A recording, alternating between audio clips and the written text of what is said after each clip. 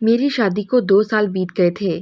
شوہر بہت محبت کرنے والا تھا، میرا خیال بھی بہت رکھتا تھا۔ میں اکیلی رہتی تھی، ساس سسر کی ذمہ داری سے بھی آزاد تھی کیونکہ صابر کے والدین انتقال کر چکے تھے۔ ایک دن میری چھوٹی بہن کا فون آیا، کہنے لگی، آپی، ابو مجھے کالج میں تعلیم جاری رکھنے کے لیے مان گئے ہیں۔ وہ مجھ سے 5 سال چھوٹی تھی، 11ویں میں داخلہ لینا چاہتی تھی۔ کہنے لگی، لیکن ابو کی ایک ہی شرط ہے کہ میں ہاسٹل کی بجائے آپ کے گھر رہوں۔ مجھے ابو کی بات ٹھیک ہی لگی تھی، یہی درست فیصلہ تھا۔ جب میں شہر میں رہتی تھی تو ہاسٹل میں نائمہ کا رہنا مجھے بھی غیر مناسب ہی لگا۔ میں نے کہا، ٹھیک کہا ہے ابو نے تو، میرے گھر آ جاؤ۔ چند دن بعد ہی نائمہ کو میرا بھائی میرے گھر چھوڑ گیا تھا۔ میرے شوہر کو بھی اس بات پر کوئی اعتراض نہیں تھا۔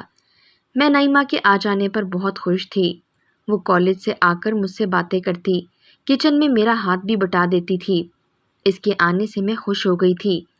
ایک رات میری آنکھ کھلی تو شوہر کمرے میں نہیں تھا۔ میں اٹھ کر کمرے سے باہر آئی تو مجھے کچن سے نائمہ کی ہنسنے کی آوازیں آ رہی تھیں۔ میں کچن میں آئی تو نائمہ کے ساتھ اپنے شوہر صابر کو دیکھ کر کچھ حیران ہوئی تھی۔ دونوں کسی بات پر ہنس رہے تھے۔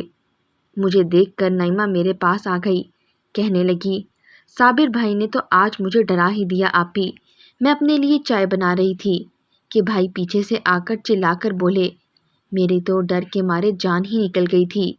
صابر ہنسنے لگے، نائمہ سے کہنے لگے، تم تو بچوں کی طرح سے ڈر جاتی ہو۔ پھر میری طرف متوجہ ہو کر بولے، مجھ سے کہنے لگے، میں پانی پینے آیا تھا۔ اس کو دیکھ کر شرارت سوجھی، جب سے یہ گھر پر آئی ہے تم بھی کچھ ہنس بول لیتی ہو، گھر میں ایک رونق سی لگ گئی ہے۔ بات ایک عام سی نوعیت کی تھی، میں نے بھی مسکرا کر بات بدل دی، لیکن اب ایک عجیب سی بات میرے ساتھ ہونے لگی تھی۔ رات کو نائمہ مجھے دودھ کا گلاس دیتی جسے پی کر مجھے گہری نیند آنے لگی تھی۔ نہ جانے کیوں مجھے نائمہ کی باتیں کچھ مشکوک سی لگنے لگی تھیں۔ وہ اکیلی کچن میں کام کر رہی ہوتی۔ جب میں اچانک سے کچن میں جاتی تو وہ یوں ڈرتی جیسے نہ جانے کون آیا ہو۔ جب میں اسے ڈرنے کی وجہ پوچھتی تو وہ مسکرانے لگتی اور بات کو ٹال جاتی۔ میں ایک بار اس کے کمرے میں گئی تو وہ موبائل پر کسی سے فون پر بات کر رہی تھی۔ میں کمرے کے باہر کھڑی ہو کر بات سننے لگی۔ وہ کسی سے کہہ رہی تھی، اگر آپی کو پتہ چل گیا تو وہ میرے بارے میں کیا سوچیں گی۔ یہ کس سے بات کر رہی تھی اور مجھ سے کیا چھپایا جا رہا تھا؟ میں یہ سوچنے لگی کہ پھر وہ کہنے لگی، کب تک چھپ چھپ کر ملتے رہیں گے ہم۔ اس کے بعد وہ فون پر ہر بات کا جواب ہوں ہاں میں دینے لگی۔ میں واپس پلٹ کر اپنے کمرے میں آ گئی۔ کس سے بات کر رہی تھی اور اس قسم کی باتیں؟ آج رات میں نے دودھ نہیں پیا۔ رات کو میں نے گہری نیند سونے کا ناٹک کیا۔ رات کے 1 بجے صابر کمرے سے باہر نکل گئے۔ کچھ دیر بعد میں بھی کمرے سے باہر نکل گئی۔ باتوں کی آوازیں مجھے نائمہ کے کمرے سے آ رہی تھیں۔ میں نے جب اس کے کمرے کا دروازہ کھولا تو میرے پیروں تلے سے زمین ہی نکل گئی۔ بے اختیار ہی میں نے اپنے منہ پر ہاتھ رکھ لیا۔ سامنے نائمہ بنا دوپٹے کے بدحواس کھڑی تھی۔ صابر اس کے پاس کھڑے تھے۔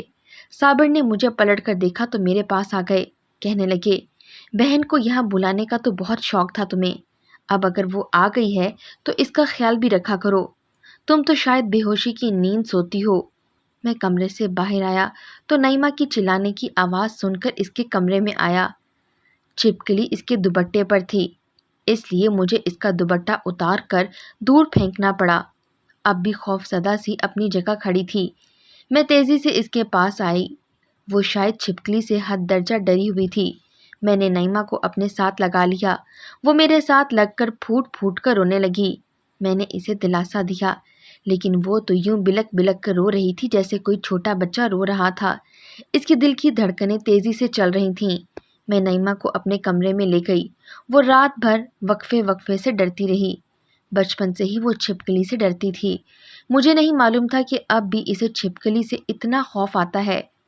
2 دن میں نے اسے اپنے ساتھ ہی سلایا، لیکن وہ چہرے سے مجھے بیمار بیمار سی لگ رہی تھی۔ کہنے لگی، آپی مجھے واپس گاؤں بھیج دیں۔ میں نے کہا، تمہیں تو آگے بڑھنے کا بہت شوق ہے۔ میری بات پر وہ خوف زدہ سی ہو گئی۔ کہنے لگی، شہر راست نہیں آیا مجھے، میرا یہاں دل نہیں لگتا۔ میں نے کہا ٹھیک ہے۔ رات کو میں نے صابر سے کہا کہ نائمہ واپس جانا چاہتی ہے۔ وہ کہنے لگے کیوں جانا چاہتی ہے؟ میں نے کہا اس کا دل نہیں لگا، کچھ بیمار سی لگتی ہے۔ وہ مجھ سے کہنے لگے کہ اسے ڈاکٹر کے پاس لے جاتا ہوں، اس کے بعد بے شک تم اسے گاؤں بھیج دینا۔ مجھے تو یہ تھا کہ تمہارا دل لگا رہتا ہے، ورنہ مجھے کیا غرض، تمہاری بہن ہے، جہاں چاہے رہے۔ اگلے روز میں نے نائمہ کو صابر کے ساتھ ڈاکٹر کے پاس بھیج دیا۔ 4 گھنٹے کے بعد وہ لوگ واپس لوٹے۔ نائمہ مسکرا رہی تھی، ہاتھ میں شاپنگ بیگز تھے۔ صابر مجھ سے کہنے لگا تمہیں تو اپنی بہن کا خیال نہیں ہے، ڈاکٹر کہہ رہا تھا کہ بچی کو خوش رکھا کرو۔ اب میں نے اسے ڈھیر ساری شاپنگ کروائی ہے، دیکھو کیسے خوش ہے۔ مسکراتے ہوئے نائمہ نے میرے گلے میں باہیں ڈال دیں۔ میں بہت خوش ہوں آپی، مجھے صابر بھائی نے خوب شاپنگ کروائی ہے، اور آپ کے لیے بھی ایک خوبصورت سی گھڑی خرید کے لائے ہیں۔ پھر وہ مجھے شاپنگ بیگ ساری چیزیں دکھانے لگی۔ یہ بات نہیں ہے کہ مجھے یہ سب کچھ برا لگا، صابر نے جو کچھ بھی لے کر دیا تھا میری ہی بہن کو لے کر دیا تھا، لیکن ان 2 سالوں میں مجھے کبھی اتنی زیادہ شاپنگ نہیں کروائی تھی۔ ہمیشہ یہی کہتے میرا بجٹ زیادہ نہیں ہے، اس لیے اتنا کچھ لینے کی ضرورت نہیں ہے۔ نہ جانے کیوں مجھے یہ سب اچھا نہیں لگ رہا تھا۔ رات کو میں نے صابر سے کہا کہ آپ کو کیا ضرورت تھی نائمہ کو اتنی شاپنگ کروانے کی؟ میری اس بات سن کر وہ کہنے لگے تمہاری بہن کو میں اپنی بہن جیسا ہی سمجھتا ہوں۔ صابر کا اخلاق اپنی جگہ، لیکن میں اپنے بے چین دل کا کیا کرتی۔ صبح اٹھتے ہی میں نے نائمہ سے کہا کہ میں بھائی کو بلا کر تمہیں واپس بھیج دیتی ہوں، لیکن اس نے صابر کے سامنے ہی صاف انکار کر دیا۔ کہنے لگی نہیں آپی، 4 ماہ بعد میرے پیپرز ہیں، میں پیپر دے کر ہی جاؤں گی۔ میں نے کہا تمہارا تو یہاں دل نہیں لگ رہا تھا، تو کیا فائدہ یہاں رہنے کا؟ نہ جانے کیوں، لیکن میں یہ چاہتی تھی کہ نائمہ واپس گاؤں چلی جائے، لیکن صابر مجھ پر ہی بھڑک اٹھے۔ کہنے لگے کہ جب وہ کہہ رہی ہے کہ اسے اپنی پڑھائی جاری رکھنی ہے، تم کیوں بحث کر رہی ہو؟ میں چپ سی ہو گئی، لیکن میرے دل کو ایک پل چین نہیں تھا۔ صابر کمرے سے 1 منٹ کے لیے بھی باہر جاتے تو میں اٹھ کر ان کے پیچھے نکل جاتی، انہیں پانی دینے لگتی، بار بار رات کو اٹھ کر نائمہ کا کمرہ کھول کر اسے سوتے ہوئے دیکھتی۔ نہ جانے کیسی الجھن تھی جو مجھے نظر تو نہیں آ رہی تھی لیکن محسوس ہو رہی تھی۔ آج صبح آفس جانے سے پہلے صابر نائمہ سے کہنے لگے نائمہ آج کے بعد تمہیں کالج میں چھوڑ دیا کروں گا، ماحول بہت خراب ہو گیا ہے، بسوں میں جانے والا حال نہیں رہا۔ اس نے ایک بار بھی انکار نہیں کیا، فوراً سے اس بات میں سر ہلا دیا۔ اب تو مجھے ایک پل چین نہیں آ رہا تھا۔ صابر نہ صرف نائمہ کو کالج چھوڑنے جاتے بلکہ آفس کے ہاف ٹائم میں اسے گھر واپس بھی چھوڑتے تھے۔ نائمہ گھر آتے ہی اپنے کمرے میں چلی جاتی۔ ایک بار نہ جانے کیوں میں نے 10 بجے ہی صابر کے آفس میں فون کر دیا۔ میں نے کہا میرے میاں فون نہیں اٹھا رہے، میری ان سے بات کروا دیں۔ وہاں سے جو خبر مجھے سننے کو ملی مجھے اپنے پیروں سے زمین کھسکتی ہوئی محسوس ہو رہی تھی۔ وہ صبح سے آفس گئے ہی نہیں تھے اور کافی دن سے وہ آفس بھی لیٹ پہنچ رہے تھے۔ اب تو سخت جواب دے دیا گیا تھا۔ میں رونے لگی۔ ایک طرف میرا گھر ٹوٹ رہا تھا، دوسری طرف میرے گھر کی بربادی کی ذمہ داری بھی میری سگی بہن تھی۔ میں نے سوچ لیا کہ اب میں چپ نہیں رہوں گی۔ میں نے سب سے پہلے نائمہ سے بات کی، تم کالج کے بہانے کہاں جاتی ہو؟ میری بات سن کر وہ سپاٹ سی ہو گئی، نفی میں سر ہلانے لگی، کہنے لگی کہیں بھی نہیں۔ میں نے اسے غصے سے کہا کہ مجھے سب سچ سچ بتا دو، تمہارے اور صابر کے بیچ کیا چل رہا ہے؟ وہ رونے لگی۔ اس سے پہلے کہ میں اسے کچھ کہتی باہر کا دروازہ بڑی زور سے کھٹکنے لگا۔ میں نے دروازہ کھولا تو صابر بڑے غصے سے اندر داخل ہوئے، مجھے بازو سے پکڑا اور کمرے میں لے گئے۔ کہنے لگے تم ہوتی کون ہو میرے بارے میں تشویش کروانے والی؟ تم نے آفس میں کیوں فون کیا تھا؟ میں بھی برداشت کر کر کے تھک چکی تھی۔ میں نے کہا آپ آفس کے بہانے کہاں جاتے ہیں؟ اس بات پر وہ بفر سے گئے، کہنے لگے جہاں مرضی جاؤں، تم نے اگر آج کے بعد میرے آفس فون کیا تو چھوڑوں گا نہیں تمہیں۔ وہ قہر بھری نظروں سے مجھے دیکھ کر بول رہے تھے۔ میں نے کہا ٹھیک ہے، جو جی میں آئے کریں، کل میں نائمہ کو واپس بھیج رہی ہوں، اب وہ یہاں نہیں رہے گی۔ یہ کہنے کی دیر تھی کہ نائمہ میری چیخیں سن کر کمرے کا دروازہ بجا رہی تھی۔ صابر نے پہلی بار مجھ پر ہاتھ اٹھایا تھا، وہ مجھے بے تحاشا مار رہے تھے۔ پھر میرے بال پکڑ کر بولا بہت شوق ہے نا تمہیں سچ جاننے کا، تو سن لو، میں نائمہ سے شادی کرنے لگا ہوں۔ پھر دیکھتا ہوں تم اسے یہاں سے کیسے بھیجتی ہو۔ یہ کہہ کر وہ کمرے سے باہر چلے گئے اور میرا موبائل بھی ساتھ لے گئے تاکہ میں کسی سے رابطہ نہ کر سکوں۔ میرے کمرے کا دروازہ بند ہو کر لاک ہوا تھا۔ مجھ میں اتنی ہمت بھی نہیں تھی کہ اٹھ کر دروازہ کھٹکھٹا سکوں۔ باہر اب وہ لوگ دونوں موجود تھے جنہوں نے میری زندگی برباد کر دی تھی۔ میرا چہرہ جگہ جگہ سے نیلا ہو چکا تھا، ہونٹوں کے پاس گہرا زخم آ چکا تھا جس سے خون بہہ رہا تھا۔ صابر نے مجھ سے صاف کہہ دیا تھا کہ وہ اور نعیمہ ایک دوسرے سے محبت کرنے لگے ہیں اور وہ کل ہی شادی کر لیں گے۔ پھر وہ دیکھتے ہیں کہ میں کیسے انہیں جدا کر سکتی ہوں۔ میں اپنی قسمت پر پھوٹ پھوٹ کر رو رہی تھی۔ میری بہن نے ہی میرا گھر اجاڑ دیا تھا، مجھے برباد کر کے اپنے گھر میرے ہی شوہر کے ساتھ بسانے چلی تھی۔ پوری رات میں روتی رہی۔ صبح 10 بجے میرے کمرے کا دروازہ کھلا۔ نعیمہ میرے کمرے میں داخل ہوئی تو میں نے اسے دیکھ کر نفرت سے رخ بدل لیا۔ وہ میرے پاس آ کر بیٹھ گئی۔ میں نے اسے نفرت اور تعجب سے دیکھا اور کہا کہ تم بہن ہو یا ڈائن؟ میرا گھر برباد کرنے سے پہلے تم نے ایک بار بھی میرے بارے میں نہیں سوچا۔ ایسی ہوتی ہیں بہنیں جیسی تم ہو۔ میری بات سن کر وہ پھوٹ پھوٹ کر رونے لگی، کہنے لگی میرا کوئی قصور نہیں ہے آپی، میں تو خود پچھلے کئی مہینوں سے ایک ناقابل برداشت اذیت سہ رہی ہوں، صرف آپ کے لیے، تاکہ آپ کا گھر نہ ٹوٹے۔ میں نے نافہمی سے اسے دیکھا۔ وہ کہنے لگی آپی، جب سے میں یہاں آئی تھی صابر بھائی کی نظروں سے مجھے الجھن سی محسوس ہوتی تھی۔ پھر مجھے یہ لگنے لگا کہ میرے کمرے میں رات کے وقت دروازہ کھول کر کوئی جھانکتا ہے۔ ایک بار میں کچن میں اپنے لیے چائے بنا رہی تھی کہ صابر بھائی نے مجھے ڈرا دیا، پھر بات ہنسی میں ٹال دی۔ میں نے بھی اس بات کو مذاق ہی سمجھا، لیکن پھر ایک دن وہ کچن میں آئے اور کہنے لگے تمہیں اپنی بڑی آپی کا ذرا بھی خیال نہیں، وہ کتنی کمزور ہوتی جا رہی ہیں۔ یہ پاؤڈر طاقت کا ہے، روز تم اسے دودھ میں ڈال کر اس کو دو گی اور اسے مت بتانا ورنہ وہ پیے گی نہیں، بہت لاپرواہ ہے۔ میں آپی کو وہ پاؤڈر دودھ میں ڈال کر دینے لگی۔ پھر مجھے ایک دن لگا میرے کمرے کا دروازہ بند ہوا ہے، کسی نے کنڈی لگائی ہے۔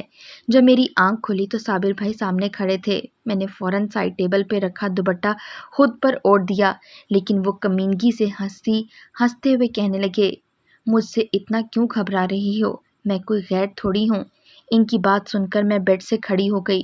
میں نے کہا آپ اس وقت میرے کمرے میں کیوں آئے ہیں؟ وہ کہنے لگے اس وقت کوئی کسی لڑکی کے کمرے میں کیوں آتا ہے؟ مجھے ان سے خوف سا محسوس ہونے لگا۔ میں کمرے کے دروازے کی طرف بھاگی تاکہ کمرے سے باہر نکل سکوں، لیکن وہ مجھے بازو سے پکڑ کر بیڈ پر پھینک چکے تھے۔ میں نے چیخ چیخ کر آپی کو مدد کے لیے پکارنا چاہا، لیکن آپی نہیں آئیں۔ وہ میرے منہ پر ہاتھ رکھ چکے تھے۔ میرا رو رو کر برا حال تھا، میں اپنی عزت کھو چکی تھی۔ وہ میرے کمرے سے نکل کر جا چکے تھے اور مجھے یہ دھمکی بھی دی اگر میں نے کسی کو کچھ بھی بتایا تو وہ آپی کو طلاق دے دیں گے اور مجھے بھی جان سے مار ڈالیں گے۔ میرا سب کچھ لٹ گیا تھا، میں برباد ہو چکی تھی۔ میرا جی چاہا میں خود کو ختم کر لوں یا اس شخص کو ہی مار ڈالوں جس نے نہ کسی رشتے کا لحاظ رکھا اور نہ ہی انسانیت کا تقدس کا۔ میں نے بہت بار کوشش کی کہ آپی کو اس سچائی سے آگاہ کر دوں، لیکن ان کی گھورتی ہوئی نظریں مجھے اندر سے دہلا دیتی تھیں۔ وہ روز مجھے دودھ میں ایک پاؤڈر ڈال کر دیتے اور کہتے جا کر یہ اپنی بہن کو پلا آؤ۔ میں جان گئی تھی کہ اس میں ضرور کوئی نشہ آور دوا ہے تاکہ آپی اٹھ نہ سکیں۔ وہ روز میری عزت کو پامال کرتے ہیں اور میں بے بسی سے آنسو بہاتی رہتی ہوں۔ ایک بار مجھے فون پر کہنے لگے میں تمہارے لیے ایک خوبصورت لباس لاؤں گا، وہ تم رات کو پہن لینا۔ میں نے کہا کہ آپی کو پتہ چل جائے گا تو وہ کیا سوچیں گی؟ وہ کہنے لگے اسے خبر نہیں ہوگی۔ میں ان سے بچنے کے بہانے ڈھونڈتی رہی، روتی تھی۔ وہ مجھے ہر وقت دھمکاتے رہتے تھے، ہراساں کرتے تھے، کہتے تھے کہ تمہارا باپ بیمار رہتا ہے، اگر تم نے کسی کے سامنے ذرا سا بھی منہ کھولا تو میں تمہاری بہن کو طلاق دے دوں گا۔ تمہارا بوڑھا باپ تو سن کر ہی مر جائے گا اور تمہاری حقیقت جان کر تم سے بھی کوئی شادی نہیں کرے گا۔ میرا کوئی کچھ نہیں بگاڑ سکتا، مجھے تو اور بھی بہت سی مل جائیں گی۔ تمہاری بہن کے گھر کا بسنا اور اجڑنا تمہارے ہاتھ میں ہے نعیمہ۔ ایک بار وہ دروازے کی کنڈی لگانا بھول گئے، پھر انہیں فکر بھی نہیں تھی کیونکہ وہ جانتے تھے کہ نشہ آور دودھ پی کر آپی سو چکی ہیں، لیکن آپی اچانک سے میرے کمرے میں آ گئیں تو انہوں نے چھپکلی کا بہانہ رچا دیا۔ میں یہ اذیت سہ سہ کر تھک چکی تھی، اس لیے آپی کے ساتھ لگ کر رونے لگی۔ وہ مجھے پیچھے سے اشارے کر رہے تھے کہ اگر تم نے زبان کھولی تو مر جاؤ گی۔ مجھے ان سے بہت ڈر لگتا تھا۔ میں نے اس لیے آپی سے کہا کہ مجھے واپس گھر بھیج دیں، لیکن آپی نے مجھے ان کے ساتھ ڈاکٹر کے پاس بھیج دیا۔ مجھے کسی ڈاکٹر کے پاس وہ لے کر نہیں گئے تھے، مجھے شاپنگ کروائی اور کہتے مسکراتی ہوئی گھر میں داخل ہونا اور خوش دکھائی دینا، ورنہ تمہاری بہن برباد ہو جائے گی۔ میں ان کے ہاتھوں کی کٹ پتلی بن کر رہ گئی تھی آپی۔ آپی بھی یہ کہہ کر وہ رونے لگیں۔ میں کسی بے جان مجسمے کی طرح اسے دیکھ رہی تھی۔ وہ کہنے لگی کہ انہوں نے ہی اسے کہا تھا کہ وہ گاؤں جانے سے انکار کر دے، پھر اسے کالج کے بہانے سے کسی ہوٹل میں لے جانے لگے، کیونکہ گھر میں آپی ان کا دھیان رکھنے لگی تھیں، انہیں اکیلا نہیں چھوڑتی تھیں، نہ ہی نشے والا دودھ پیتی تھیں، اور پھر جو کچھ ہوا وہ آپ کے سامنے ہے۔ مجھے بتائیں آپی، میرا قصور کیا ہے؟ آپ کا گھر بچانے کے لیے مجھے روز ایک کڑی آزمائش سے گزرنا پڑتا ہے۔ مجھے ان سے شادی نہیں کرنی۔ وہ مجھے شادی کا جوڑا دے کر گئے ہیں، کہہ رہے تھے جب میں آؤں تو تیار رہنا، میں نکاح خواہ کو اور گواہ ساتھ لے کر آؤں گا۔ آپی کے کمرے کی چابی بھی وہ چھپا کر گئے تھے تاکہ میں آپ سے بات نہ کر سکوں، لیکن میں دیکھ چکی تھی کہ چابی کہاں رکھی ہے، اس لیے آپی کا دروازہ کھول دیا۔ مجھے بچا لیں آپی، خدا کے لیے مجھے اس درندے صرف شخص سے بچا لیں۔ یہ کہہ کر وہ رونے لگی۔ 2 سال بعد اس شخص کے ساتھ رہ کر بھی اس کی گھٹیا نیچر کو نہیں سمجھ سکی۔ جو اذیت میری چھوٹی بہن سہ رہی تھی وہ شاید میری تکلیف سے بھی کئی زیادہ تھی۔ میں اب سوچ چکی تھی کہ مجھے کیا کرنا ہے۔ میں نے شادی کا جوڑا خود پہن لیا اور اپنی بہن کو اپنے کمرے میں لاک کر دیا۔ اسے کہا کہ تم چادر اوڑھ کر یوں لیٹنا جیسے سو رہی ہو۔ میں دلہن بن کر گھونگھٹ نکال کر اپنی بہن کے کمرے میں بیٹھ گئی۔ پہلے میرا شوہر میرے کمرے میں گیا، وہ سمجھا میں سو رہی ہوں، اس لیے میرے پاس مجھے نعیمہ سمجھ کر آ گیا۔ کہنے لگا آج ہمارا نکاح ہو جائے گا، پھر تمہیں مجھ سے کوئی جدا نہیں کر سکے گا۔ یہ کہہ کر وہ باہر چلا گیا۔ میرا اس سے نکاح ہوا تھا۔ جب وہ کمرے میں آیا میں گھونگھٹ ڈالے بیٹھی ہوئی تھی۔ جیسے ہی اس نے میرا گھونگھٹ اٹھایا میں نے تیز دھار چاقو سے اس پر وار کر دیا۔ اس اچانک وار پر وہ تیار نہیں تھا، اس لیے وہ سنبھل نہیں پایا۔ میں نے اس کے پیٹ پر چاقو کے اتنے وار کیے کہ میرے ہاتھ اور چہرہ خون سے بھر چکا تھا۔ وہ سب بے جان وجود کی طرح میرے سامنے لیٹا تھا۔ میں کمرے سے باہر نکل گئی۔ مجھے اپنے کیے پر بالکل بھی پچھتاوا نہیں تھا۔ میں نے انسان کے روپ میں چھپے درندے کو مار ڈالا تھا۔ میں نے اپنا کمرہ کھولا۔ نعیمہ مجھے دیکھ کر ڈر گئی۔ میرے ہاتھ اور چہرہ خون سے بھرا ہوا تھا۔ میرے ہاتھ میں ایک خون بھرا چاقو موجود تھا جو اب میرے ہاتھ سے چھوٹ کر زمین پر جا گرا۔ نعیمہ مجھے دیکھ کر رونے لگی، کہنے لگی آپ نے یہ سب کیا کر دیا آپی؟ میں نے کہا تم چپ رہو گی؟ نعیمہ کسی سے کچھ مت کہنا، تم نے میرا گھر بسانے کے لیے جو قربانی دی ہے اس کے سامنے میری قربانی کچھ بھی نہیں۔ تم کسی کو اس حقیقت کے بارے میں مت بتانا۔